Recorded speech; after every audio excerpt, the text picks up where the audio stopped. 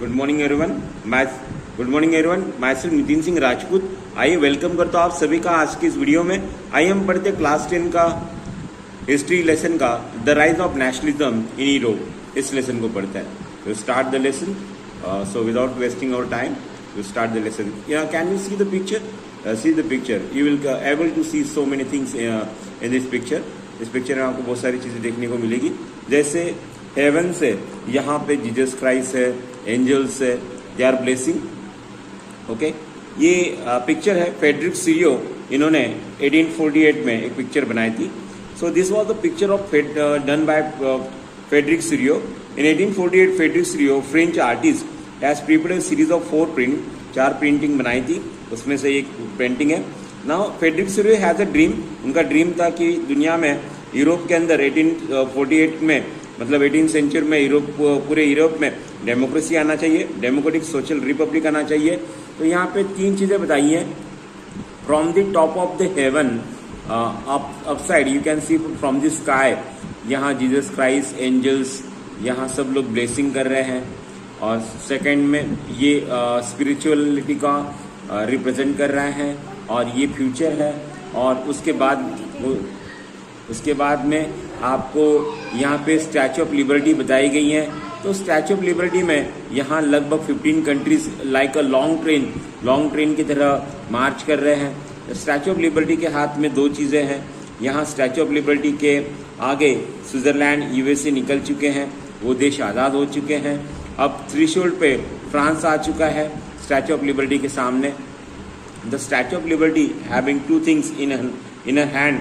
सो यहाँ पे statue of liberty के हाथ में 2 चीज़ें हैं, टॉर्च ऑफ इनलाइटमेंट और दूसरे हाथ में charter of rights of man है, जहाँ पे आप देखने को मिलेंगे कि कैसे यहाँ पे स्टैचू ऑफ लिबर्टी के सामने यहाँ फ्रांस आ चुका है। तो फ्रांस, ये अभी रेवोल्यूशन फ्रांस में हो रही है। फ्रांस के बाद में जर्मनी है। जर्मनी का फ्लैग ये फ्रेडरिक सीरियो ने अपनी विजन से बनाया था। ओके, जब तक जर्मनी यूनिफिकेशन भी नहीं हो पाया था। तो ऊपर फ्यूचर है, वो स्पिरिचुअलिटी का भी रिप्रेजेंट कर रहा है। देन प्रेजेंट यहाँ पे बताया गया है। प्रेजेंट जहाँ पे सारे कंट्रीज, यूरोप के कंट्रीज यहाँ पे लाइक लॉन्ग ट्रेन मार्चिंग कर रहे हैं। और नीचे ज़मीन के ऊपर आप देख सकते हो कि यहाँ पे ब्रोकन थिंग्स बताई गई है। और these are the broken things. ये ब्रोकन थिंग्स है जहाँ से आप देख सकते हैं कि it is the end of monarchy. ये मोनार्ची का एंड होने का प्रतीक है। सो ये पास्ट है जहाँ मोनार्ची खत्म हो चुकी है और पूरे यूरोप में अब डेमोक्रेसी आ रही है। So this is the dream of Frederic Sorrieu. Frederic Sorrieu उनका ड्रीम है। Now we will learn read line to line. So let us start the first line.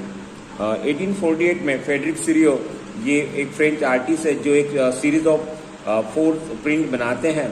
In 1848, Frederick Serio, a French artist, prepared a series of 4 prints, visualizing his dream of a world made of democratic and social republic, as he called them. 1848 में Frederick सीरियो एक French artist है जो 4 painting बनाते हैं और वो अपने dream को विजुलाइज करते हुए बताते हैं कि आने वाले समय में 18th सेंचुरी में मोनार्ची खत्म होकर देश में डेमोक्रेटिक रिपब्लिक, सारे यूरोप में डेमोक्रेसी आ जाएगी।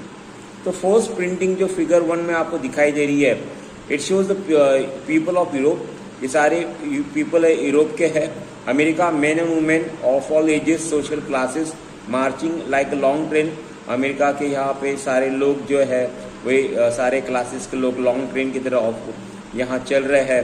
दे आर ऑफरिंग द होमेज, और होमेज ऑफर करते हुए जा रहे हैं to the statue of liberty.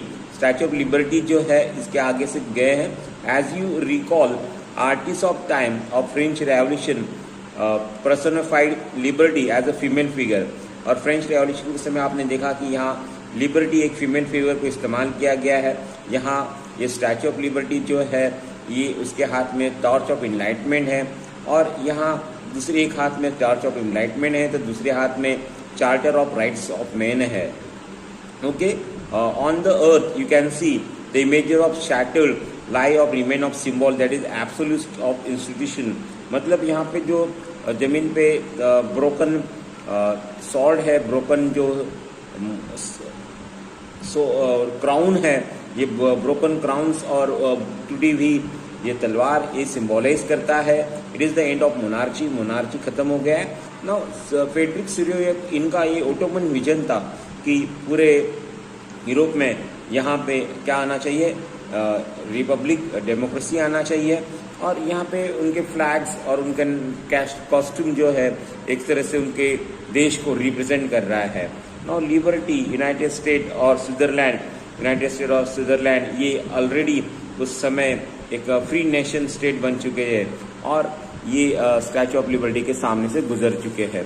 अब यहाँ पे स्टैचू ऑफ लिबर्टी के सामने आप देख सकते हो कि फ्रांस है, और फ्रांस ये फ्रांस क्या बनने वाला है, फ्रांस में जो भी रेवोल्यूशन हो रहा है वो बताया गया है। फ्रांस में रेवोल्यूशन एक्टिविटीज़ हो रही है। आइए हम टर्न करके पेज सेकेंड को पढ़ते हैं। Start the page number second now. Let us discuss the second point. Second जो है उसको हम पढ़ेंगे। तो यहाँ पे क्या now see you can C easily that identified by the revolutions in tree colour. यहाँ पे आप देखो कि रेवोल्यूशंस हो रहे हैं और रेवोल्यूशंस ट्री कलर से यहाँ पे बताया गया है। स्टैचू ऑफ लिबर्टी से now Statue of Liberty and then followed the Germany. France के बाद में यहाँ पे आपको देखने को मिलेगा जर्मनी है। Okay next point C. अब क्या बताया गया है कि फ्रेंच रेवोल्यूशनरी ट्री कलर बताया गया है।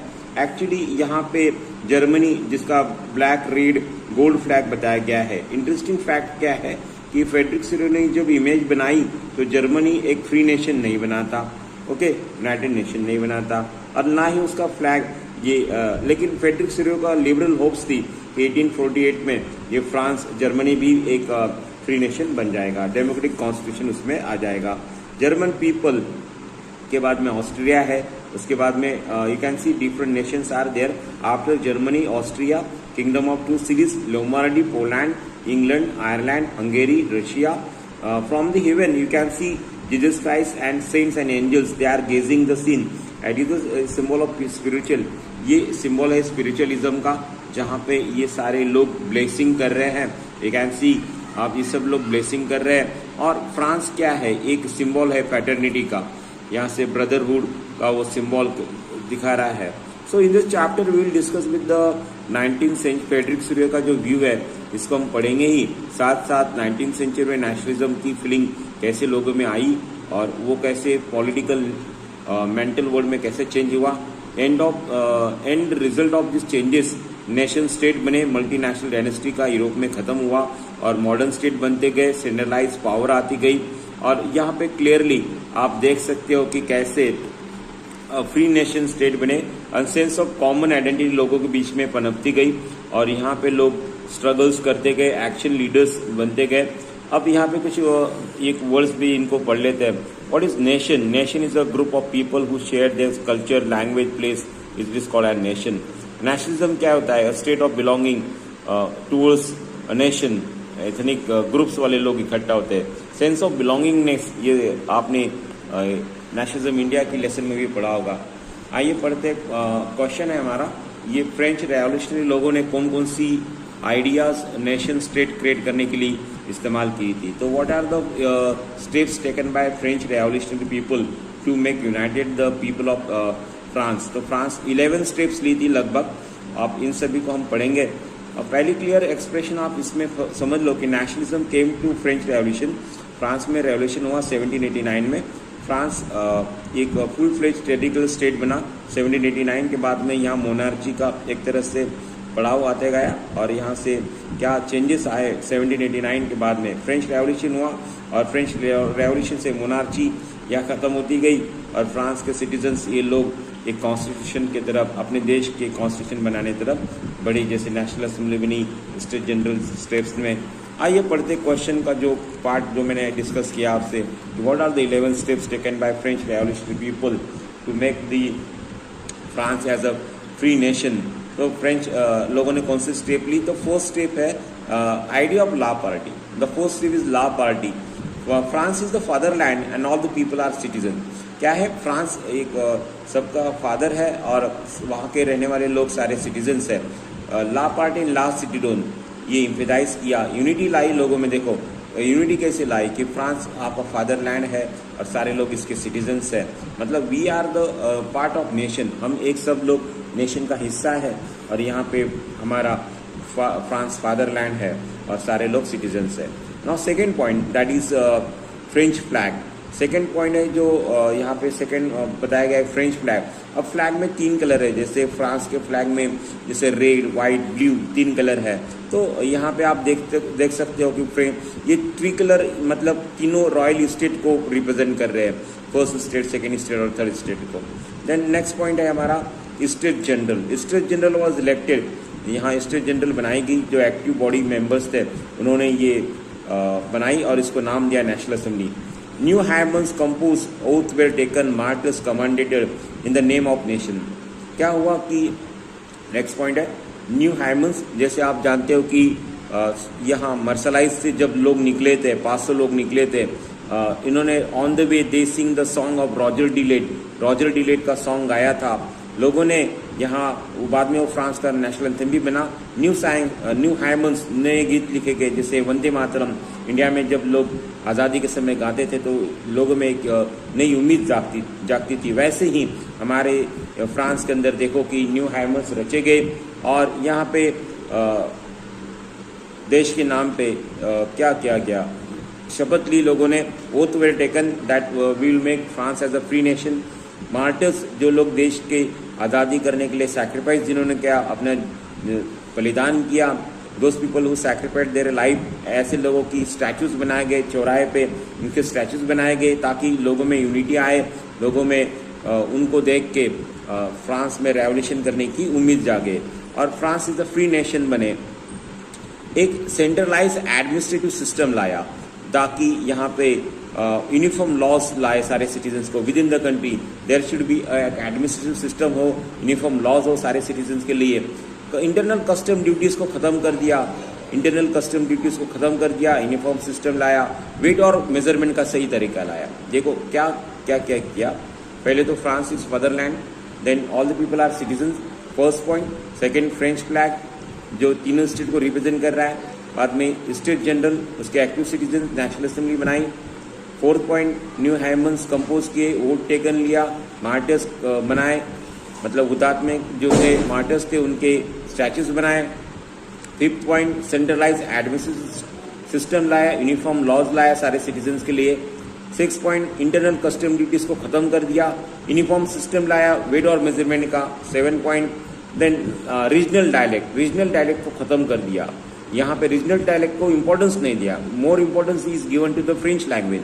All the people those are living in France, in Paris, so all are work their written and spoken, जो भी कुछ है सब कुछ एक्टिविटी। अब रीजनल डायलेक्ट कोई ज़्यादा इंपॉर्टेंस नहीं है। People are speaking French language now. French language is became the common language of all the people those are living in France. France में रहने वाले लोगों का एक वेपन बन गया, लैंग्वेज ही वेपन बन गया, लैंग्वेज को ही इंपॉर्टेंस दिया। अब यहाँ पे फ्रेंच रेवोल्यूशनरी रुकते नहीं है। फ्रेंच रेवोल्यूशनरी क्या करते हैं, वो अपना एक मिशन बनाते हैं कि वे चाहते कि फ्रांस में क्या हो, फ्रांस में यहाँ मिशन बने कि फ्रेंच नेशन क्या करे, अपनी आर्मी को भेजे अदर कंट्रीज में और वहाँ अदर यूरोप के जो भी अदर कंट्रीज है वो भी एज अ फ्री नेशन बने, to help the other people of the Europe to become as a free nation. तो फ्रांस ने अपनी आर्मी कहाँ भेजी, तो ये फ्रांस में जो एक्टिविटीज़ हुई यहाँ पे आप देख सकते हो कि students, other members of educated middle class लोग भी जैकोबिन क्लब बनाने लगे, ऐसे एक्टिविटी होने लगी। फ्रांस ने अपनी आर्मी हॉलैंड, बेल्जियम, स्विट्जरलैंड को भेजी, इटली में भेजी। ये कब हुआ, 1790 में हुआ कि फ्रांस ने अपनी army Holland, Belgium, Switzerland, Italy भेजा 1790s में और वहाँ भी रेवोल्यूशन किया। तो फ्रेंच आर्मी ने अपनी आइडिया जहाँ अब्रॉड फॉरेन कंट्रीज में गई तो फ्रांस ने क्या किया, यहाँ पे नेशनलिज्म की फीलिंग लोगों में जागरूक की। तो आइए हमने आज जो ये टॉपिक पढ़ा इसमें what are the different steps taken by the French revolutionary people to make the united as a free nation के लिए ये सारे पॉइंट्स हमने आज डिस्कस किए। तो थैंक यू चिल्ड्रन। आगे भी कुछ पॉइंट्स हैं उसको हम पढ़ेंगे। Now will turn the page, अगला पेज। नेपोलियन ने क्या चेंजेस किए, अगला क्वेश्चन जो है ना नेपोलियन पे डिपेंड करता है। So what are the changes done by Napoleon, Napoleon ने क्या क्या चेंजेस किए, आइए हम पढ़ते हैं। तो Napoleon said about the introducing the reforms, what are reforms, और द सिविल कोड ऑफ 1804 क्या है, इसको हम पढ़ते हैं। तो नेपोलियन ने क्या किया था, नेपोलियन ने पहले तो क्या डेमोक्रेसी को डिस्ट्रॉय कर दिया फ्रांस के अंदर, है ना। उसके बाद में एडमिनिस्ट्रेटिव सिस्टम को चेंज कर दिया। यहाँ पे नेपोलियन ने जो चेंजेस किया उसको नेपोलियन कोड भी कहते हैं। First point, did away all the privileges based on birth, पहले क्या काम किया, तो पहले जो भी सर्टेन राइट्स बाय बर्थ थे उनको हटा दिया। Second point, equality before law लाया, सारे लोग जो फ्रांस में रहते हैं सबको इक्वालिटी बिफोर लॉ ला दिया। थर्ड पॉइंट, यहाँ पे राइट टू प्रॉपर्टी सारे लोगों को दी। देखो पहले तो चर्च के और नोबल्स के जो सर्टेन राइट बाय बर्थ थे उसको हटा दिया, सब लोग इक्वल कर दिए। अब कोई रिच नहीं है, पुअर नहीं है, सारे लोग इक्वल है। इक्वालिटी बिफोर लॉ, लॉ के सामने सब लोग इक्वल है। राइट टू प्रॉपर्टी मतलब कोई भी इंसान अपनी प्रॉपर्टी को अपने पास में सिक्योर रख सकता है। The code was exported to the regions under the French control. जो भी ये जो नेपोलियन कोड थे, जो चेंजेस किए, रिफॉर्म्स किए, अमेंडमेंट्स किया नेपोलियन ने, ये सारे चेंजेस नेपोलियन ने उन सारे कंट्रीज के अंदर भी किया, वहाँ स्टार्ट किया जो भी कंट्रीज फ्रांस ने जीती थी। नेपोलियन ने जो भी कंट्रीज जीती थी उन सारी कंट्रीज में, जैसे डच ऑफ रिपब्लिक है, स्विट्जरलैंड है, इटली है, यहाँ जर्मनी है, यहाँ पर भी नेपोलियन ने ये सारे रूल्स स्टार्ट कर दिए। So this countries also started the rules done by Napoleon. Napoleon ने एक तरह से एडमिनिस्ट्रेटिव सिस्टम में चेंज लाया। देखो किसानों को और बिजनेसमैन को काफ़ी इससे मुनाफा मिला है। नेपोलियन ने यहाँ पे एडमिनिस्ट्रेटिव सिस्टम अच्छा से लाया और फ्यूडल सिस्टम को ख़त्म कर दिया। जो किसान थे उनको गुलामगिरी से आज़ादी कर दी। जो पीजेंट्स थे, peasants became free from the serfdom, serfdom गुलामगिरी थी उससे हटा, उससे बच गए। मतलब एक तरह से क्या हो गया, जो ड्यूज वे पे करते थे, टाइथ और टैली, जो आप जानते हो कि नोबल्स के घर में काम करो, खेत में काम करो, आर्मी में काम करो, यहाँ रोड कंस्ट्रक्शन के लिए काम करो। तो और भी बिजनेसमैन के लिए क्या किया, in the towns guild restriction were remove. तो शहरों के अंदर जो व्यापारी संगठना थी उसको हटा दिया। ट्रांसपोर्ट कम्युनिकेशन सिस्टम को इम्प्रूव कर दिया। ट्रांसपोर्ट और कम्युनिकेशन सिस्टम जैसे ही इम्प्रूव हो गया, आप जानते हो ट्रांसपोर्ट कम्युनिकेशन सिस्टम इम्प्रूव हो गया और यहाँ से और भी ट्रेड अच्छे से फ्लोरिश होने लगा। जो peasant, artist, workers, new businessman थे वो काफ़ी खुश हो गए। देखो किसान खुश हुए क्योंकि किसानों को यहाँ पे एक तरह से गुलामगिरी से आज़ादी मिली और गिल्ड रिस्ट्रिक्शन हट गया। नए व्यापारी भी अब मार्केट में एंट्री कर सकते थे। पहले क्या था, गिल्ड रिस्ट्रिक्शन था, लोगों को व्यापारी, न्यू कमर्स को एंट्री नहीं थी मार्केट में। अब ट्रांसपोर्ट कम्युनिकेशन आ गया, रॉ मटेरियल एक जगह से दूसरी जगह जा रहा है। किसान, artist, workers, new businessman, small businessman, सारे लोग खुश हो गए। स्मॉल प्रोड्यूसर्स खुश हो गए। यूनिफॉर्म सिस्टम लॉ आ गया, स्टैंडर्डाइज वेट मेजरमेंट आ गया, कॉमन करेंसी आ गई। क्या चाहिए और क्या चाहिए? So once again we will discuss what are the different reforms done by Napoleon. Napoleon ने क्या चेंजेस किए, तो आइए पढ़ते हैं। पहला जो पॉइंट था कि जो भी प्रिविलेजेस थे बेस्ड ऑन बर्थ उनको हटा दिया गया था। Second point, right to equality before law लाया। Third point, right to property लोगों को दी। फोर्थ पॉइंट, और ये सारी जो चेंजेस जो किए थे यहाँ Dutch of Republic, Switzerland, Italy, Germany, ये जो फ्रेंच के कंट्रोल में थे, यहाँ ये सारी चीजें इंट्रोड्यूस किया गया। एक तरह से एडमिनिस्ट्रेटिव सिस्टम को और इम्प्रूव किया, फ्यूडल सिस्टम को खत्म कर दिया, किसानों को गुलामगिरी से आजाद कर दिया और रिस्ट्रिक्शन, गिल्ड रिस्ट्रिक्शन हटा दिया। व्यापारी खुश हो गए, ट्रांसपोर्ट कम्युनिकेशन इंप्रूव हो गया, peasant, artist, workers, new businessman, और एक तरह से सभी लोग खुश हो गए। अब वेट और मेजरमेंट का सही तरीका आ गया, यूनिफॉर्म लॉज आ गए, नेशनल करेंसी ये कम हो गई, अब एक्सपोर्ट अच्छे से हो पा रहा है। लेकिन नेपोलियन ने, जैसे हिटलर ने 2 गलतियां की थी, लुईस 16 ने भी टैक्स बढ़ाया था, ये जो गलती की थी वैसे ही यहाँ नेपोलियन गलती करता है। You can see the picture, image में बताया गया कि नेपोलियन क्या है, एक पोस्ट मास्टर है और ये सारे लेटर्स पे कंट्रीज के नाम लिखे हैं, जो 1 बाय 1 ये सारे कंट्रीज को हार जाता है। अब क्या वजह थी, बिगिनिंग में क्या हुआ, बिगिनिंग में तो ये जहां भी फ्रांस ने नेपोलियन ने जो कंट्रीज को जीता था वहां के लोग तो काफी खुश हो गए। हॉलैंड, स्विट्जरलैंड, सिटीज जैसे ब्रुसेल, मेंस, मिलान, वार्सो, ये सारे कंट्रीज ने नेपोलियन को हार्बिंगर ऑफ लिबर्टी कहा।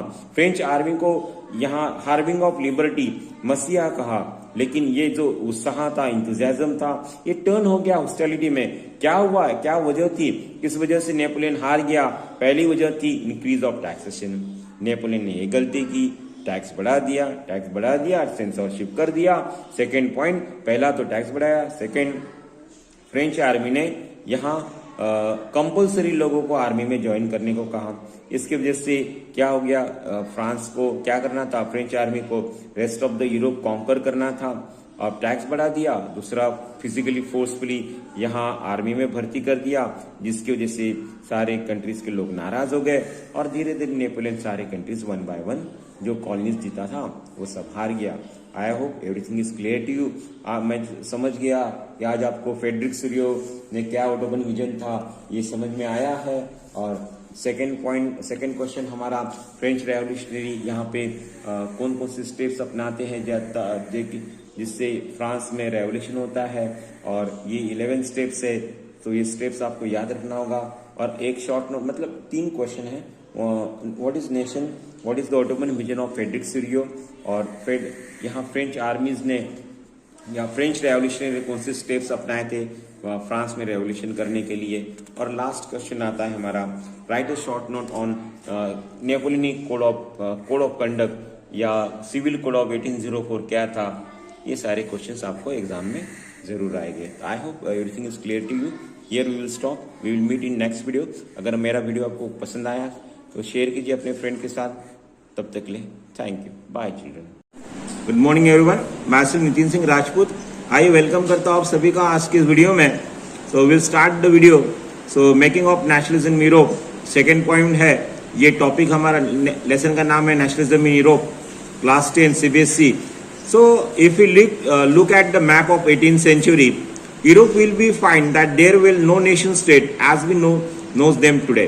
So आज का जो मैप है इटली का, जर्मनी का, स्विट्जरलैंड का, whatever Europe we have today, past में 18th सेंचुरी में वो वैसा नहीं था। तो आज आप देखो कि जर्मनी, इटली, स्विट्जरलैंड ये डिफरेंट किंगडम्स में, डचेस में, कैंटोन्स में डिवाइड थे। So we know that today's Germany, Italy, Switzerland, they were divided into different kingdoms, duchies and cantons, whose rulers had their autonomous territories.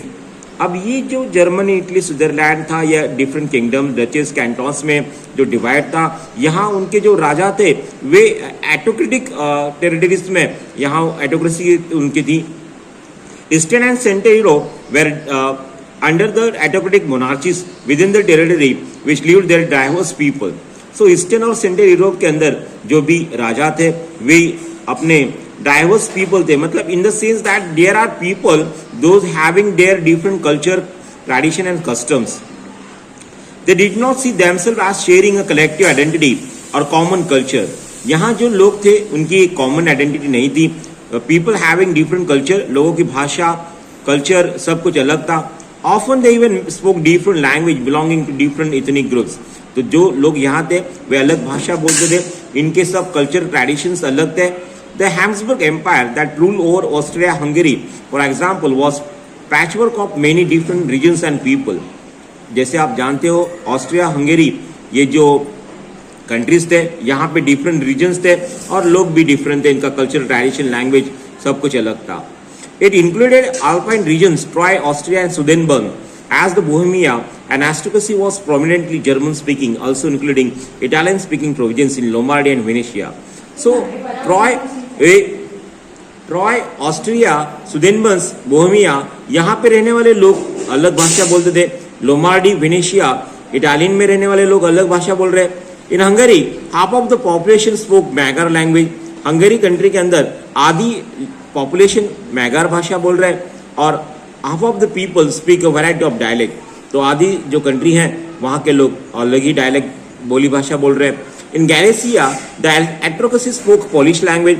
तो गैलेशिया में जो लोग रहते हैं वे यहाँ पे आप देख सकते हो कि ये सारे लोग अलग ही अपनी ही लैंग्वेज बोल रहे हैं। So we have seen beside there 3 dominant groups are there, They live within the boundaries of an empire, mass subject, peasants, peoples, Bohemian and Slovak and north, to the north and Slovens in Canaria, Croat to the south and Romans in the east and Tanzania. Such different did not easily promote a sense of political identity. So people are living in different parts of the country. Bohemian, Slovak north में रह रहे, Slovens कैरनियो क्रोएट south में रह रहे, Romans ये east में, Tanzania में. So different जो लोग डिफरेंट पार्ट्स में रह रहे, इन लोगों की कोई पॉलिटिकल यूनिटी नहीं है. These all people are paying taxes to the common empire. So this was the topic that all एक ही टॉपिक है, लोग डिफरेंट एरियाज में रहे, डिफरेंट लैंग्वेज बोल रहे, बट उनका कॉमन कल्चर एक नहीं है. Now 2.1 as we move ahead, 2.1 as aristocracy, the new middle class. इस टॉपिक को पढ़ते हैं. Social and politically landed aristocracy was an dominant class of the continent. समाज में aristocracy ये हाई क्लास सोसाइटी के लोग थे, ये डोमिनेंट थे. The member of this class united commonly way of life across the regional division. They owned estate in the countryside, also towns and houses. They spoke French for purpose for diplomacy and high society. Their families were often connected with the tie of marriage. Actually ये aristocracy लोग जो थे वे इन लोगों में क्या था कि ये सारे लोग जो लैंडलॉर्ड्स थे, इनके पास में गांव में शहरों में जमीन थी, वो फ्रेंच लैंग्वेज डिप्लोमेटिक तरीके से बोलते थे. हाई सोसाइटी में they wanted to show that they are something different than the other people. वैसा दिखाना चाहते हैं कि हम अलग है, समाज में हम अलग ही लोग हैं. और वो अपने एरिस्टोक्रेसी लोग अपनी ही फैमिली में, अपने ही क्लोज रिलेटिव्स में है, अपनी लड़कियों की शादी कर रहे थे. सो बॉन्डिंग उन लोगों के बीच में ही थी. Now see this powerful aristocracy was however numerically in small group. इनकी पॉपुलेशन लेस थी, they are in small numbers. The majority of population was made up the peasantry. ज्यादा से ज्यादा पॉपुलेशन वहां किसानों की थी. To the west bulk of land was farm by tenants. West की और जो जमीन थी वो टेनेंट्स के थे, स्मॉल ओनर्स थे. वाइल ईस्टर्न और सेंट्रल यूरोप में लैंड होल्डिंग ये स्टेट लॉस्ट वास्ट एकर्स जो जमीन थी ये सब एरिस्टोक्रेसी लोगों की थी. और यहाँ काम करने वाले जो किसान थे वो गुलामों की तरह, serf means as a peasants, those are working as a servant, as a slave, they are doing work. अब अगला टॉपिक हम पढ़ते हैं. To the western part of Central Europe, the growth of industrial production and trade meant the growth of towns and encouraged the commercial class, whose existence was based on production for the market. Western part में central Europe के अंदर यहाँ industrial production होने लगा, trade growth करने लगा. Towns के अंदर बड़े बड़े टाउन्स एमर्ज हुए, कमर्शियल क्लास आया, लोग व्यापार करने लगे, मार्केट्स के लिए प्रोडक्शन होने लगा. As we know that industrialisation started in England. Industrialisation England में स्टार्ट हुआ second half of the 18th century में. 1850s के बाद में इंडस्ट्रियलाइजेशन ये इंग्लैंड में आया. पर फ्रांस के अंदर और जर्मनी के अंदर, जर्मन स्टेट्स के अंदर यहाँ पे ये इंडस्ट्रियलाइजेशन 19th सेंचुरी में स्टार्ट हुआ. In the wake a new social group came to in being working class population. जैसे आप जानते हो इंडस्ट्रीज आई तो इंडस्ट्री में काम करने के लिए वर्कर्स चाहिए, तो वर्किंग क्लास पॉपुलेशन बढ़ा. किसान जो थे वे वर्कर्स बन गए और वर्कर्स बन के इंडस्ट्रीज में काम करने लगे. तो जैसे ये काम करने लगे, थोड़ा बहुत पैसा आने लगा, वे मिडिल क्लास में कन्वर्ट हुए. They turn into middle class and made up the industries. So those people पहले किसान थे, वो वर्कर बने, वर्कर से मिडिल क्लास में कन्वर्ट हुए. जैसे ही पैसा पास में आया, this people also started their own industry. इन लोगों ने अपनी खुद की इंडस्ट्री स्टार्ट की. They became businessman, professional. तो हुआ क्या, सेंटर और ईस्टर्न यूरोप में यहाँ जो ग्रुप्स थे were smaller in numbers till late 19th century. तो इनके जो ग्रुप्स थे जो बिजनेसमैन बने सेंटर और ईस्टर्न यूरोप में, ये पहले इनकी पॉपुलेशन बहुत लेस थी. जो प्रॉस्परस बने, it was among the educated, जो लोग पढ़े लिखे थे, liberal middle class, that ideas of national unity among the abolishment of aristocratic privileges and gain popularity. क्या हुआ, 19th सेंचुरी में जो वर्कर्स थे वे खुद पढ़ने लगे, अपने बच्चों को पढ़ाए, मिडिल क्लास में कन्वर्ट जब हुए तो वे लोग अपनी नेशनल यूनिटी, इन लोगों ने अपने ये मिडिल क्लास जो वर्कर्स थे इन लोगों ने अपने बीच में यूनिटी बनाई और वो अपनी लैंग्वेज, अपने कल्चर को रिस्पेक्ट करने के लिए इन्होंने एरिस्टोक्रेटिक लोगों के जो सर्टेन राइट्स बाय बर्थ उनको मिली थी, जो पॉपुलरिटी उन्होंने मिलाई थी, किसानों को कैसे गुलाम बना के रखा था, उसके खिलाफ उन्होंने they raise their voice. Obviously ऐसा होगा ही, आजादी किसे नहीं पसंद है, आजादी सबको चाहिए। सो 2.2 next topic, that is what did liberal nationalist stand for. तो लिबरल नेशनलिस्ट क्या होता है, इसको पढ़ते हैं हम लोग। सो let us start the topic. Here we are. Ideas of nation unity in early 19th century of Europe were closely allied to the ideology of liberalism. तो यूनिटी 19th सेंचुरी के चलते यूरोप के अंदर लोगों में लिबरलिज्म की विचारधारा, एक आइडियोलॉजी आई। अब लिबरलिज्म ये जो वर्ड है, the term liberalism derives from the Latin root लीवर means that is means free. तो लिबरलिज्म जो लैटिन वर्ड लिबर से आया है, अब इसका मतलब लिबर का मतलब होता है फ्री, आजाद। तो न्यू मिडिल क्लास में क्या हुआ, for the new middle classes liberalism stood for freedom for individual and the equality before law.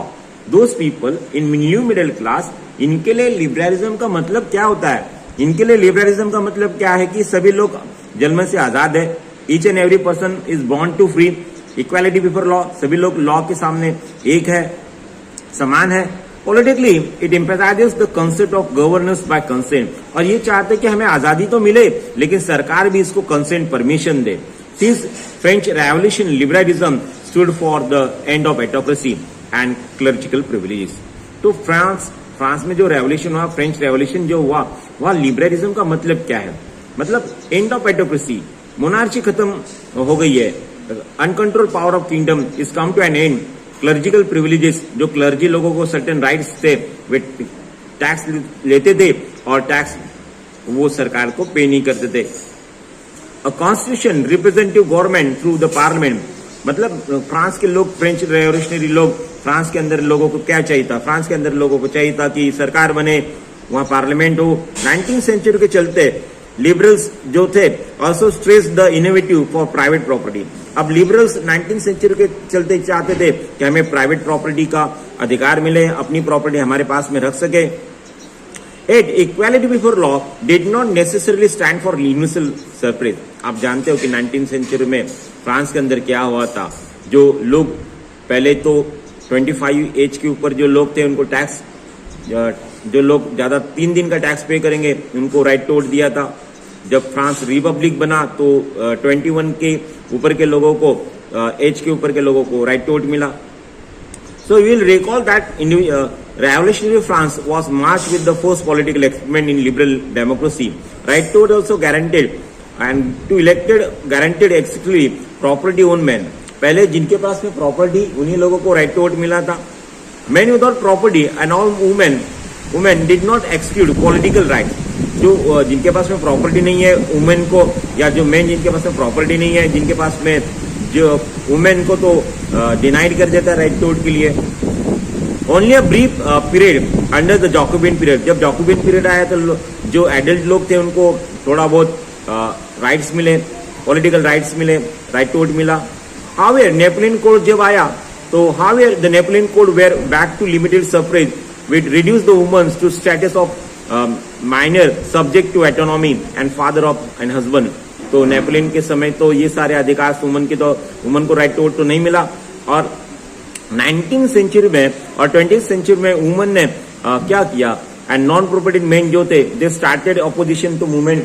तो 19th सेंचुरी के चलते और 20th सेंचुरी के चलते जब वुमन और जिन लोगों को राइट, जिनके पास प्रॉपर्टी नहीं थे, इन लोगों ने मूवमेंट स्टार्ट किया।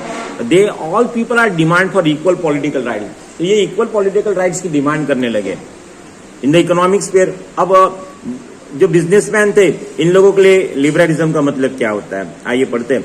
In economic sphere liberalism stood for freedom for market and that abolish the state of impose restriction on the movement of goods and capitals during the 19th century was that strong demand for emerging middle class. Let us take the example of German state regions and the first of the 19th century.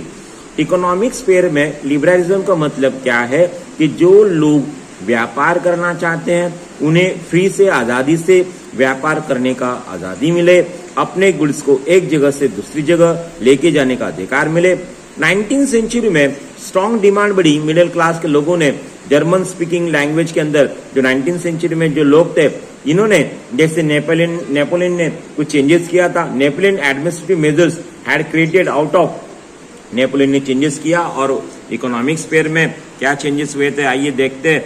Napoleon ने कुछ changes किया था कि क्या किया था Napoleon ने कि काउंटलेस जो छोटे स्मॉल प्रॉपर्टीज थे, जैसे 39 स्टेट्स बनाए दिए थे। Napoleon has created 39 states. Okay, so each of this purchase the own currency. 39 state में अपनी अपनी अलग करेंसी थी, वेट और मेजरमेंट का अलग तरीका था। Suppose one example is given here how a businessman, a small businessman faced the problem. इस problem को यहाँ show किया है. We will read that one. A merchant traveling from 1833 from Hamburg to Nuremberg sell his goods would have to pass through 11 custom barriers. एक व्यापारी जो 1833 में travel कर रहा है अपने गुड्स को लेके हैम्बर्ग से न्यूरेमबर्ग जा रहा है, तो इसको 11 जगह पे कस्टम बैरियर्स, जैसे आप टोल नाके पे जैसे आपकी गाड़ी रुकती है आप टैक्स पे करते हो, वैसे ही व्यापारी को हैम्बर्ग से न्यूरेमबर्ग जाते वक्त 11 जगह पे टैक्स पे करना पड़ता था। और वो टैक्स कैसा था, एंड पे a custom duty of about 5% of each of them. तो जो भी गुड्स है उसके 5% उसको गुड्स पे करना है। तो 11 5 ऑफ 55%। तो एक जगह से हैम्बर्ग से न्यूरेमबर्ग अगर ना गुड्स लेके जाओगी तो 55% तो आपका टैक्स में पे चला जाएगा। और इसमें और एक प्रॉब्लम है, duties were often levied according to the weight and measurement that of goods. और यहाँ पे जो भी टैक्स लिया जाता था वो किस तरह का था, वो इस तरह का था कि जो गुड्स आप लेके जा रहे हो उसके ऊपर यहाँ वेट और मेजरमेंट का तरीका अलग था। अब मेजरमेंट ऑफ क्लॉथ एग्जाम्पल दिया है ell as an each region stood for different length। तो एली एक टेक्सटाइल मटेरियल बॉट जैसे आप लेके जा रहे हो फ्रैंकफर्ट से, तो अलग अलग जगह देखिए कि मेजरमेंट कैसा है कि 1 मीटर जो होता है ये मेंस के अंदर कैसा है, सी 54.7 ये आपको फ्रैंकफर्ट में है, मेंस में 55.1 सेंटीमीटर है, नुरेमबर्ग में 65.6 सेंटीमीटर है और फेरिकबर्ग में 50.3 सेंटीमीटर है। तो यहाँ पे जैसे ही वेट और मेजरमेंट का तरीका अलग था, उसी तरह से आपको उस तरह से 5% टैक्स तो पे करना है। अभी देखिए क्या प्रॉब्लम है, इस तरह से ये मर्चेंट जो फेस कर रहे हैं इस प्रॉब्लम को, 55% उनका टैक्स इसी तरह जा रहा है। ऐसी कंडीशन जब बनी, ऑब्स्टैकल बन गया इकोनॉमिक एक्सचेंज में, एक तरह से कमर्शियल क्लास में, यहाँ पे इकोनॉमिक टेरिटरीज में, यहाँ पे मूवमेंट जो गुड्स और कैपिटल में हो रहा था, तो इसमें ये ऑब्स्टैकल्स है, ये बैरियर्स बन गए इकोनॉमिक एक्सचेंज करते वक्त। एक व्यापारी एक जगह से दूसरी जगह जब अपना गुड्स लेके जा रहा है तो उसे ये सारे प्रॉब्लम्स फेस करने पड़ रहे हैं। Such conditions were viewed an obstacle in economic exchange and growth for the new commercial class who argued with the creation of unified economic territory allowing the unified movements of goods and capital।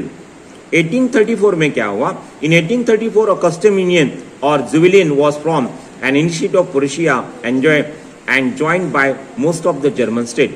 1834 में जोवेलियन create किया गया Prussia के अंदर, जहाँ पे German state के अंदर यहाँ एक व्यापारी लोगों की संगठन बनाई गई। The union abolish traffic barriers, इस यूनियन ने इन ट्रैफिक बैरियर्स को हटा दिया। Reduce the number of currency over 30 to 2, जो 30 स्टेट्स 39 स्टेट्स थे, तो यहाँ पे 30 करेंसी जो अलग अलग जगह थी वो करेंसी 2 पे ला दी। पहले तो इस जोवेलियन ने क्या किया, ये ट्रैफिक बैरियर्स को रिड्यूस कर दिया, करेंसी को 2 पे ला कर छोड़ दिया, और नेटवर्क ऑफ रेलवे बढ़ा। जैसे नेटवर्क बढ़ा तो यहाँ से आप गुड्स को एक जगह से दूसरी जगह लेके जा रहे हैं, स्टिमुलेट मोबिलिटी होने लगी, economic interest unification, national unification के लिए बढ़ा, और wave of economic nationalism stage, wider nationalism लोगों के बीच में एक नया बदलाव आया। नेक्स्ट टॉपिक है 2.3, will discuss a new conservative after 1815। Now first of all what is mean by conservatism. Conservatism क्या है, ये मिडिल क्लास, ये जो लोग मोनार्ची में बिलीव करते हैं, ये लोग जो बोर्बन फैमिली को रिस्टोर करना चाहते हैं फ्रांस फ्रांस के अंदर मोनार्ची लाना चाहते हैं। ओके, तो what is conservatism, I will read now. Following the defeat of Napoleon in 1815, क्या हुआ, नेपोलियन को 1850 में हरा दिया गया। 1815 में रशिया, प्रूशिया, ऑस्ट्रिया और ये जो 4 स्टेट्स जो है तो ये इकट्ठा है। वाटरलू के बैटल में नेपोलियन को हरा दिया गया और यहाँ पे रशिया, प्रूशिया, ऑस्ट्रिया और इंग्लैंड साथ में आए और इन्होंने नेपोलियन को हरा दिया वाटरलू के बैटल में। कंजर्वेटिव ऑर्डर आया। इन्होंने क्या किया, जो नेपोलियन ने जीते हुए जितने भी स्टेट्स थे, पहले तो क्या क्या किया, we will discuss now in this topic. So ये क्या है, conservatives are they believe that establish a traditional institution of the state of society. Conservative ऐसे लोग हैं कि जो विश्वास करते हैं कि जो परंपरागत चलते आए इंस्टीट्यूशन है, जैसे बोर्बन फैमिली है, उसने मोनार्ची ने देश में रन करना चाहिए। चर्च को, सोशल हिरार्कीज को या इंपॉर्टेंस देना चाहिए। Church, social hierarchy, property and family should be preserve. ये जो चर्च है, मोनार्ची है, ये जो रॉयल फैमिली से लोग हैं, इनको फ्रांस में फिर से रिस्टोर करना चाहिए, यूरोप के अंदर रिस्टोर करना चाहिए। Most conservatives however did not respond or return to the society by pre-revolutionary days। अब बहुत सारे जो कंजर्वेटिव जो थे, ये इनको ये मॉडर्नाइजेशन नहीं पसंद था। They wanted changes but it should be, जो नेपोलियन ने चेंजेस किए थे वो धीरे धीरे इन मोनार्ची के अंदर, मोनार्ची को रिस्टोर करो, बट रेवोल्यूशन जो किया था नेपोलियन ने, उस थोड़े थोड़े उसको उन सारी चीज़ों को एक्सेप्ट भी करने लगे थे। It could make state power and effective and strong, वो चाहता कि पावर और भी इफेक्टिव स्ट्रांग बने। सो एबोलिशमेंट ऑफ फ्यूडलिज्म खत्म हो गया था, सर्वडम खत्म हो गया था, ऑटोक्रेटिक मोनार्ची यूरोप में खत्म हो गई थी। 1815 में क्या हुआ, in 1815 representative of European powers जैसे ब्रिटेन, रशिया, प्रूशिया, ऑस्ट्रिया, इन्होंने they come together collectively, they defeated the Napoleon, इन्होंने एक साथ आके नेपोलियन को हरा दिया था। विनिया में ये इन्होंने यूरोप का सेटलमेंट करने के लिए इकट्ठा आए थे। Congress hosted the American Australian chancellor Duke Metternich. अभी ये जो ड्यूक मेटरनिच है ऑस्ट्रेलियन चांसलर, इन्होंने इनके सारे रिप्रेजेंटेटिव की वेलकम किया और वहां पे एक मीटिंग हुआ था। See what happen, draw of the treaty of Vienna 1815 का जो विनिया था, इसमें इसका मेन ऑब्जेक्ट क्या था कि जो भी चेंजेस नेपोलियन ने किए थे, पहले तो नेपोलियन वॉर के बाद में बहुत सारे बदलाव किए गए। What happen, see Bourbon dynasty which had deposit during French revolution, Bourbon family जो थी उसको फिर से फ्रेंच रेवोल्यूशन के अंदर रिस्टोर किया गया, restore to the power. France की जो टेरिटरीज थी, फ्रांस टेरिटरी वॉज एक तरह से फ्रांस के टेरिटरीज को जो नेपोलियन ने जीता था उसको एक तरह से सील किया गया कि फ्रांस जो है आने वाले दिनों में एक्सपांशन न कर सके। तो Bourbon dynasty was restore in France and restore to the power. France lost his territory has annexed under Napoleon. और क्या हुआ था, a series of states were set up boundaries to the France to prevent the French expansion in future. So kingdom of Netherlands which including Belgium, Netherland को Belgium में से जोड़ दिया गया, was set up in the north में जोड़ दिया गया। जिनेवा, पिडमोंट को ऐड कर दिया साउथ के अंदर। Prussia was given the important new territories in the western frontiers, Prussia को नई टेरिटरीज वेस्टर्न की ओर दी गई। While Australia was given the control of North Italy, Austria को नॉर्थ इटली का कंट्रोल दे दिया गया। But the German confederation of 39 state जो Napoleon ने बनाए थे उसको अनटच रखा, उसको नहीं कुछ किया। In east Russia was given to the Poland, Russia को पोलैंड का हिस्सा दिया गया। While Prussia was given the part portion of Saxony, तो प्रूशिया को सैक्सोनी का पार्ट दिया गया। मेन इंटेंशन क्या था, रिस्टोर मोनार्ची को रिस्टोर करना, ये मेन इंटेंशन था। And that had been overthrown by Napoleon, जिस नेपोलियन ने उसको मोनार्ची को हटा दिया था उसको फिर से रिस्टोर करना था। और एक यूरोप के अंदर created a new conservative order in Europe में एक न्यू कंजर्वेटिव ऑर्डर लाना था। सो 1815 में ऑटोक्रेटिक मोनार्ची कंजर्वेटिव्स ने लाई थी और दे डिड नॉट टॉलरेट क्रिटिसिज्म, इनको क्रिटिसिज्म बिल्कुल पसंद नहीं था। They don't like this one, और कोई भी जो भी क्वेश्चन पूछे उनके सरकार के ऊपर उनको बिल्कुल पसंद नहीं था। मोस्ट ऑफ द उन्होंने सेंसरशिप हटा दिया था, न्यूज़पेपर को कंट्रोल किया, बुक्स, प्लेज, सॉन्ग आइडिया जो लिबरलिज्म बता रही है उन सभी को उन्होंने कंट्रोल कर दिया था. So you can see the picture. From this picture you will also come to know that 1850s में कंजर्वेटिव्स आए थे. I hope everything is clear to you. और आपको अगर वीडियो पसंद आए तो अपने फ्रेंड के साथ शेयर कीजिए और कमेंट बॉक्स में जरूर लिखना इसमें मैंने और क्या ऐड करना चाहिए. Thank you. Bye children. Have a nice day. Bye children.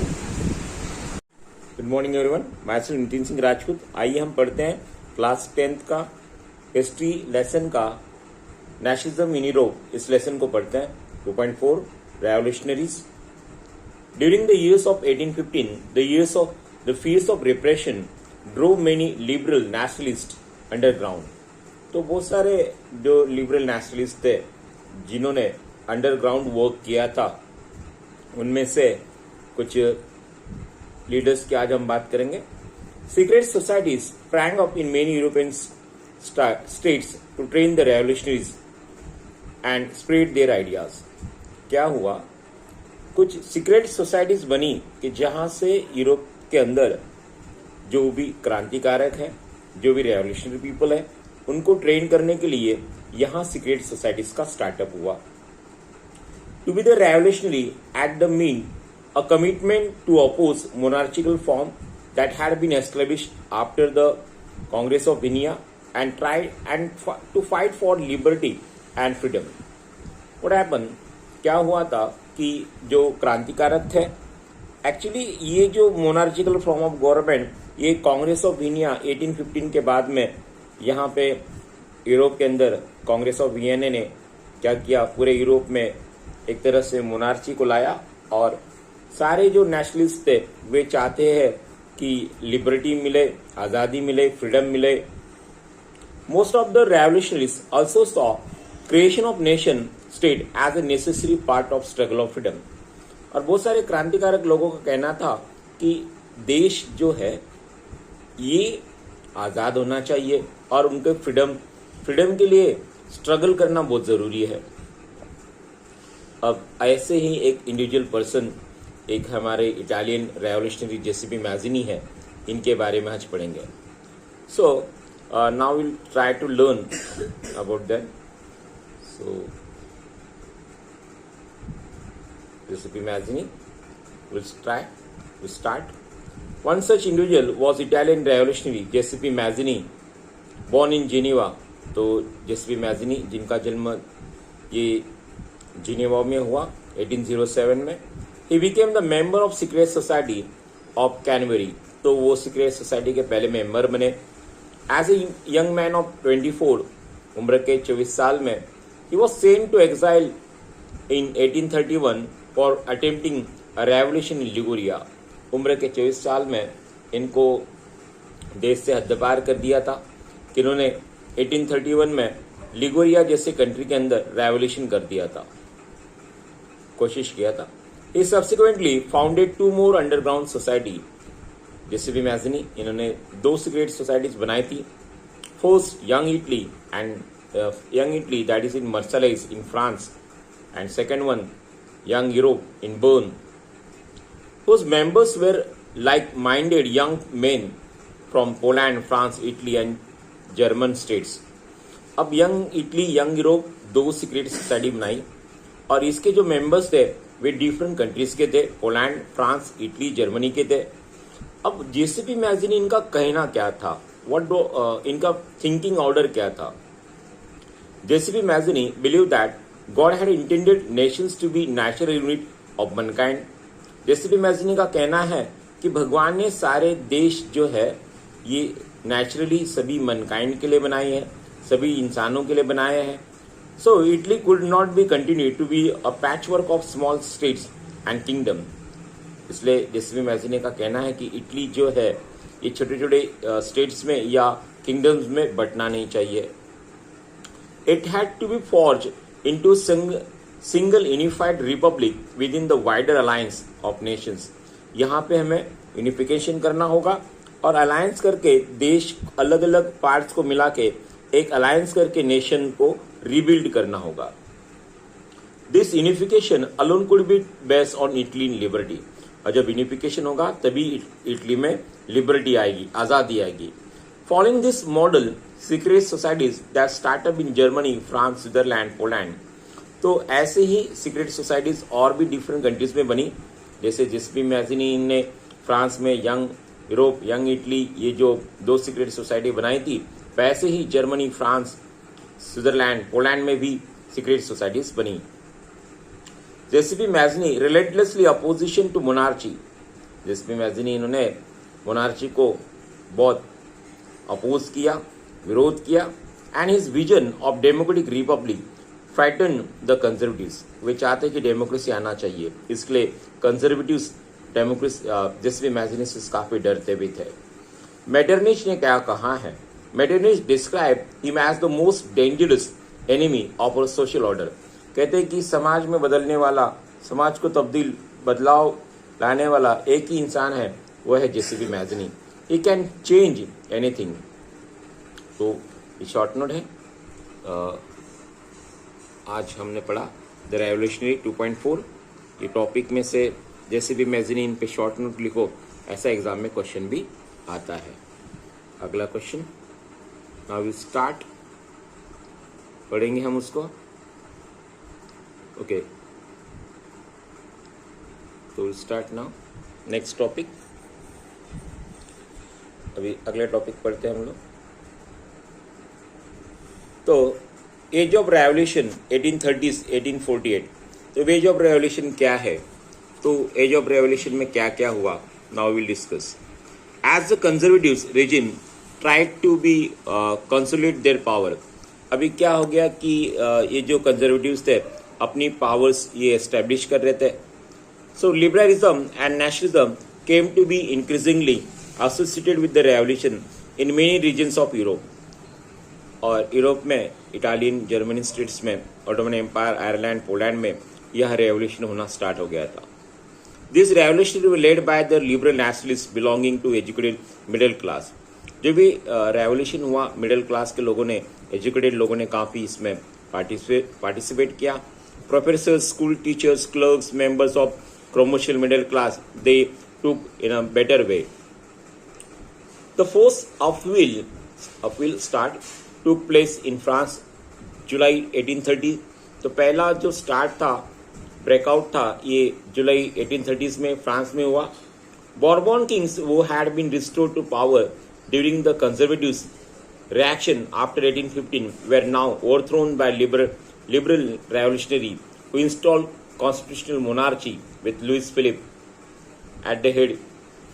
1830s में बॉर्बन फैमिली के जो राजा थे, जो कंजर्वेटिव्स ने 1815 के बाद में इनको इंस्टॉल किया था, वे लुइस फिलिप कॉन्स्टिट्यूशनल मोनार्च बने। और मेटरनिच का क्या कहना है? मेटरनिच फिलोसोफर है, उनका क्या कहना है? व्हेन फ्रांस स्नीज, जब फ्रांस चीखता है, Metternich once remark that when France sneeze the rest of the Europe catches cold. मतलब क्या है कि जो भी फ्रांस में एक्टिविटी होती है, इन सारी एक्टिविटीज का रेस्ट ऑफ द यूरोप पे असर होता है। The July revolution spark up uprising Brussels with let the Belgium breaking away from the United Kingdom of Netherland. और जैसे जुलाई रेवोल्यूशन हुआ, ब्रुसेल, ये बेल्जियम का जो टुकड़ा था, हिस्सा था, वो यूनाइटेड किंगडम नेदरलैंड से अलग हो गया। An event that mobilized nationalist feeling among the educated elite across the Europe was Greek War of Independence। सबसे पहले इवेंट जो ही नेशनलिस्ट लोगों में फीलिंग्स आई, जो एजुकेटेड मिडिल क्लास के लोग थे, यहाँ ग्रीक मतलब ग्रीस कंट्री के अंदर जो ग्रीक वॉर हुआ यूरोप में आज़ादी के लिए। Greece had been a part of Ottoman Empire since 15th century. तो 15वीं शताब्दी में ओटोमन एम्पायर, ये ओटोमन एम्पायर जो मुस्लिम एम्पायर है उनके अंडर में था। ग्रीस किसके डोमिनेशन में था? ओटोमन एम्पायर, मुस्लिम एम्पायर के अंडर में था 15th सेंचुरी में। The growth of revolutionary nationalism in Europe, sparkle of struggle for independence among the Greece which was began in 1821। अब ग्रीस के अंदर जो यूरोपियन लोग हैं, ये मूवमेंट स्टार्ट कर दिए थे, they started the movement. So we are discussing, यहाँ हम डिस्कस कर रहे कि कैसे स्ट्रगल हुआ और ओटोमन एम्पायर 15th सेंचुरी से यहाँ पे रेवोल्यूशनरी जो लोग थे वो नेशनलिस्ट लोग थे यूरोप में, ग्रीस को आज़ाद करना चाहते थे। और ग्रीक को आज़ाद करने के लिए स्ट्रगल स्टार्ट हुआ 1821 से ही। Nationalist of Greece got support from other Greek living in exile, and also many West Europeans had sympathy for ancient Greek culture. Now, European लोगों का क्या मानना था? सारे यूरोप के लोग जो थे उन सभी का मानना था कि सारे यूरोपियंस का मानना था कि एक्चुअली क्या है कि सारे यूरोपियंस क्या मानते थे कि ग्रीस क्या है, Greece is the cradle, Greece country एक क्रैडल है हमारा यूरोपियन सिविलाइजेशन का। सो सिविलाइजेशन कहाँ स्टार्ट हुआ? Where did civilization started? Civilization started in Greece. Greece में सिविलाइजेशन स्टार्ट हुआ और ग्रीस को ऑटोमन एम्पायर, मुस्लिम एम्पायर ने 15th सेंचुरी से कब्जा करके रखा था। अब जो लोग ग्रीस से एग्जाइल हो चुके हैं वो बाहर से यहाँ ग्रीक नेशन को आज़ाद कराने के लिए हेल्प कर रहे हैं। कुछ Greeks got the support from the Greek, those are exiled from the Greek, and West European had a great sympathy for the ancient Greek culture. जो यूरोपियंस लोग थे उनको काफ़ी सिंपथी थी ग्रीस के लिए सिंपथी थी इन सारे कंट्रीज के। अब इनके लिए सिंपथी क्या थी, कैसे सिंपथी थी? देखो सिंपथी कैसे थी कि जो ग्रीस था ये यूरोप में जो सिविलाइजेशन स्टार्ट हुआ था सबसे पहले ग्रीस में स्टार्ट हुआ। अब पोएट आर्टिस्ट ग्रीस में ये यूरोपियन सिविलाइजेशन को मोबिलाइज पब्लिक ओपिनियन बना रहे थे, सपोर्ट कर रहे थे, स्ट्रगल कर रहे थे। अब मुस्लिम एम्पायर के खिलाफ आवाज उठा रहे आर्टिस्ट, पोएट ग्रीस में सारे जो लोग हैं यूरोपियन सिविलाइजेशन के खिलाफ आवाज उठ रहा है। One of the poet that English poet Lord Byron. Now will discuss about Lord Byron. Lord Byron English poet थे। इन्होंने 1824 में यहाँ क्या किया, इन्होंने फंड इकट्ठा किया और अकेले ही चल दिए वॉर के लिए, और रास्ते में वे डाइड भी हो गए बुखार आने से 1824 में। 1832 में ट्रीटी ऑफ कॉन्स्टेंटिनोपल यहाँ पे एक ट्रीटी होता है और आखिर में ग्रीस इस कंट्री को as a free nation declare किया जाता है। So here end of the topic, how Greece was the part of Ottoman Empire 15th century, and how the people of Greece country, middle class people from the Europe, people from those are exiled from Europe, from Greece, all poet, artists, they do the struggle against the Muslim Empire, and in 1832 they got the freedom. So now 3.1, romantic imagination and national feeling. The development of nationalism did not come about only through the territorial expansion. तो development जो nationalism की है ये केवल यहाँ आप देखोगे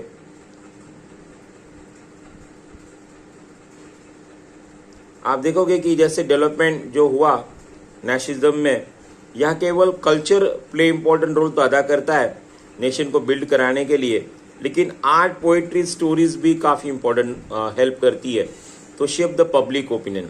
लोगों के मन में पब्लिक ओपिनियन बनाने के लिए language plays a very important role. Language भी बहुत इंपॉर्टेंट रोल अदा करती है। अब कैसी करती है हम पढ़ेंगे। Let us look at the romanticism culture movement which sought to develop form of nationalist sentiment. Romantic artist, poet, इन्होंने भी साइंस और रीजन के आधार पे किसी भी चीज़ को देखना चाहिए ऐसे बताया गया था। एक्चुअली कल्चर काफ़ी इंपॉर्टेंट रोल अदा करता है नेशन को बिल्ड करने में। Art, poetry, stories, drama, music, ये भी लोगों के मन में, दिलो दिमाग में नेशनलिस्ट की फीलिंग लाता है। When you heard Vande Mataram, you are too much excited and you wanted to be happy, is a part of nation. वैसे ही culture, art, poetry, drama, stories भी हमें नेशन बिल्ड करने के लिए एक्साइटमेंट एक तरह से मोटिवेट करता है। आइए पढ़ते हैं हम नेक्स्ट टॉपिक ऑफ इस लेसन का।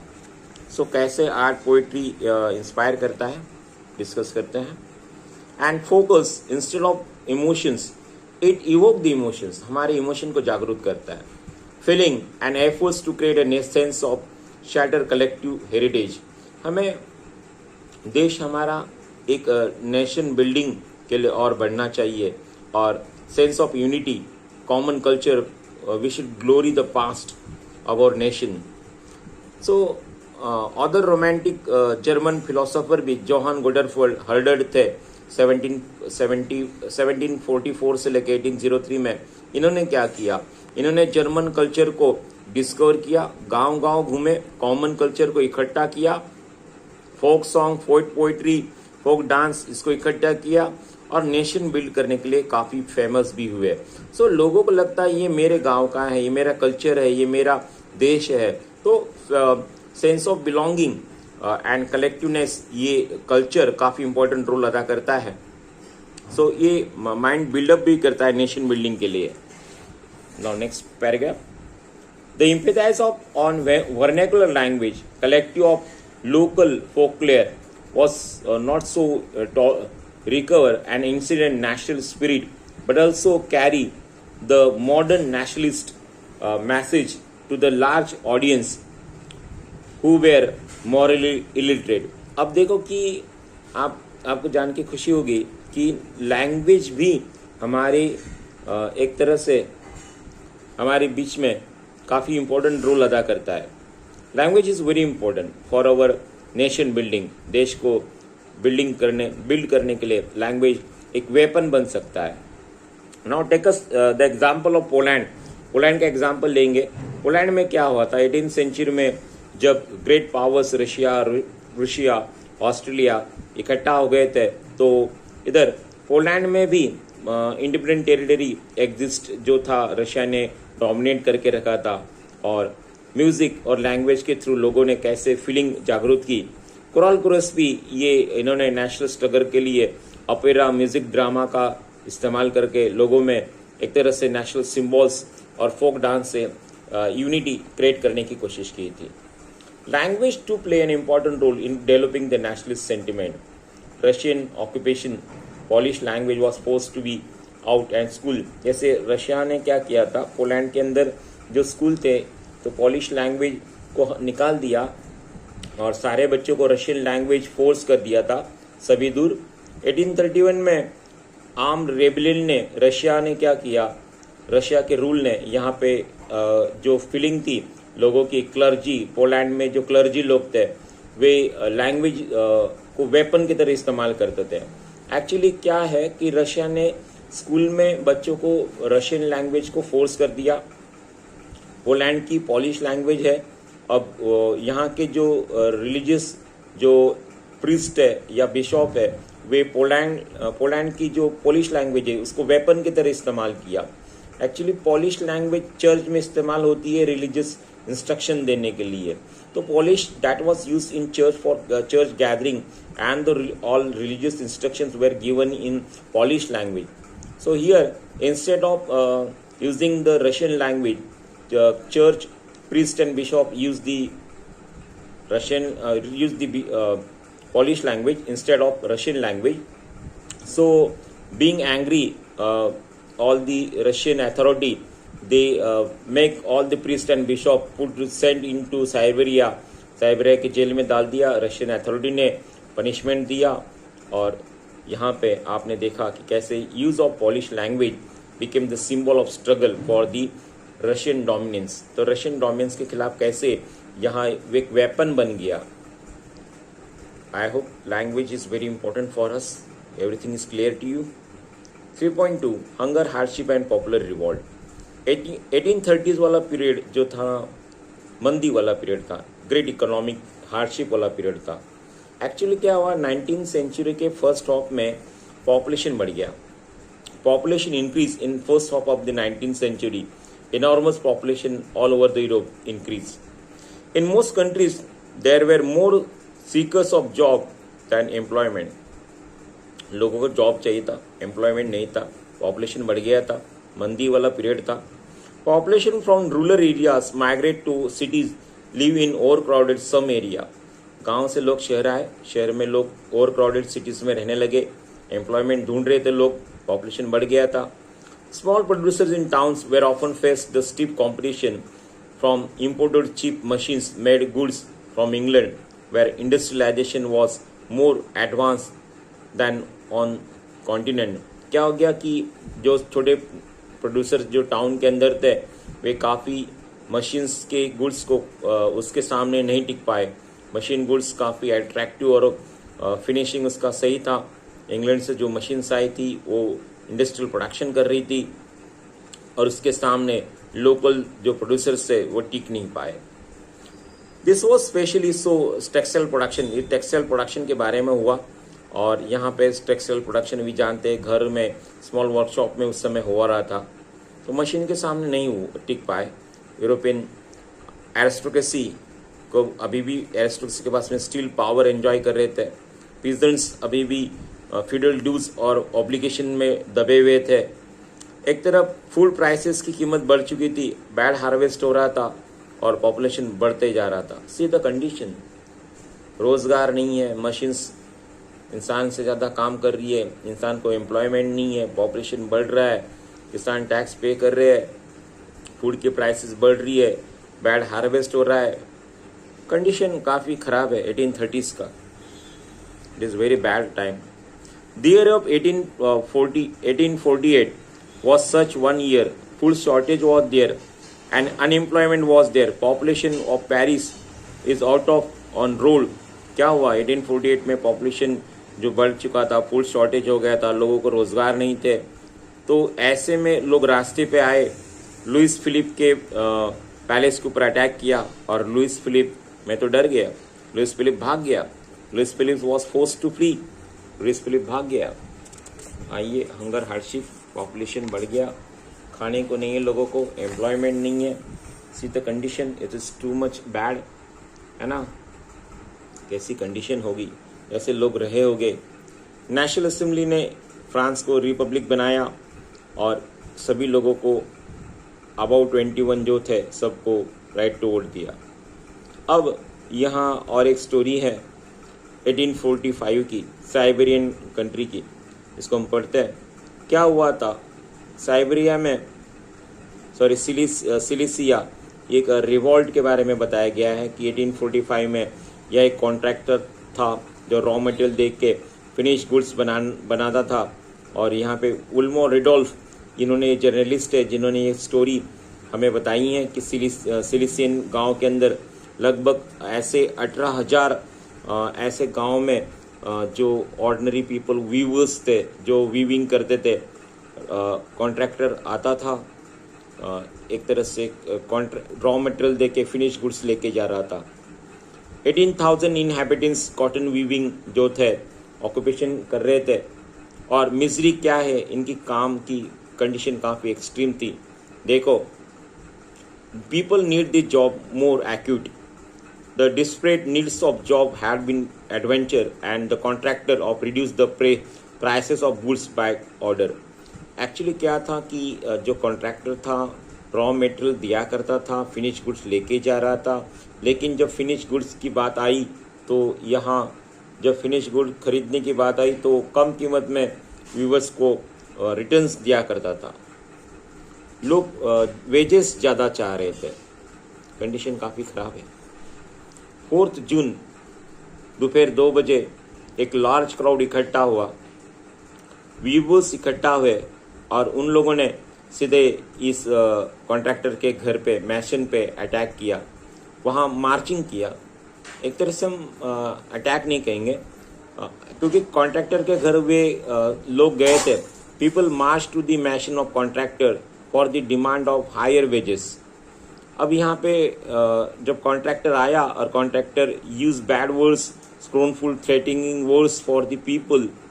Here people became angry. A group of them attack on the house of the contractor and they smash the elegant windows, panes, furniture को तोड़ दिया, विंडोज को तोड़ दिया, ज़मीन की फर्श को तोड़ दिया.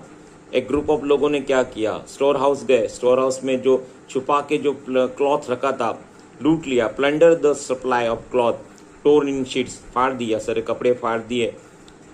इधर बंगलों की नासदूस कर दी, खिड़कियाँ, फर्नीचर, फर्श सब तोड़ दिया. कॉन्ट्रैक्टर डर के मारे फैमिली को लेके नेबरिंग विलेज में भागता है, but what happen, the contractor flee away with his family to the neighbouring country, but he refuse to shelter. उधर लोग सहारा भी नहीं देते, ऐसे इंसान को कौन सहारा देगा। ही रिटर्न 24 आवर्स लैटर, 24 घंटे के बाद में कॉन्ट्रैक्टर वापस आता है, आर्मी लेके आता है, and in exchange that followed 11 viewers were shot.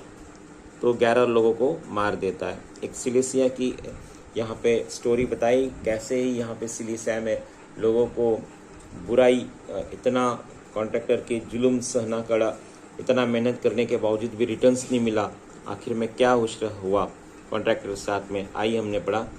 I hope everything is clear to you. अगर आपको ये वीडियो पसंद आए तो अपने फ्रेंड्स के साथ शेयर कीजिए, लाइक कीजिए, कमेंट बॉक्स में लिखना अगर कोई गलती हो तो। Thank you everyone, bye children.